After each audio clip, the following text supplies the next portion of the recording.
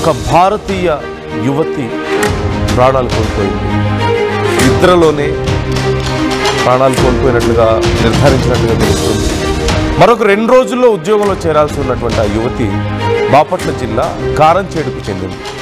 యార్లగడ్డ రాజ్యలక్ష్మిగా గుర్తించారు. 2023లో ఉన్నత చదువుల కోసం అమెరికా వెళ్ళారు రాజ్యలక్ష్మి. ఇటీవల టెక్సాస్లో ఎంఎస్ పూర్తి చేసి ఉద్యోగ వేటలో ఉండగా జలుబు ఆయాసంతో బాధపడుతూ ఉంది ఆ యువతి. ఈ నెల 9న డాక్టర్ అపాయింట్మెంట్ కూడా తీసుకుంది. 6వ తేదీ రాత్రి నిద్రలో ఉండగానే ప్రాణాలు కోల్పోయినట్లుగా తెలుస్తోంది. కూతురు ఇక లేదన్న విషయం తెలిసి తల్లడిల్లుతున్నారు పేరెంట్స్. మరోవైపు ఆ యువతి మృతదేహాన్ని ఇండియాకు తీసుకొచ్చేందుకు విరాళాలు సేకరిస్తున్నారు స్నేహితులు, కుటుంబ సభ్యులు.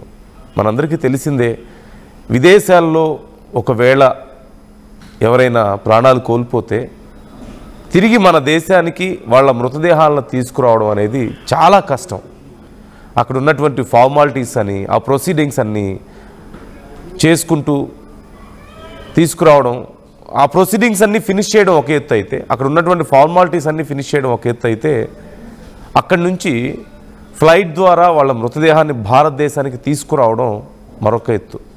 చాలా ఖర్చుతో కూడుకున్నటువంటి వ్యవహారం. అంటే దిగువ మధ్యతరగతి కానీ మధ్యతరగతి కుటుంబాల వాళ్ళు సాహసించలేని, ఒకవేళ చేసినా సరే చాలామంది చాలా ఖర్చు పెట్టాల్సినటువంటి పరిస్థితి. ఇప్పుడు ఈ యువతి కుటుంబ సభ్యులు సైతం అదే పరిస్థితి.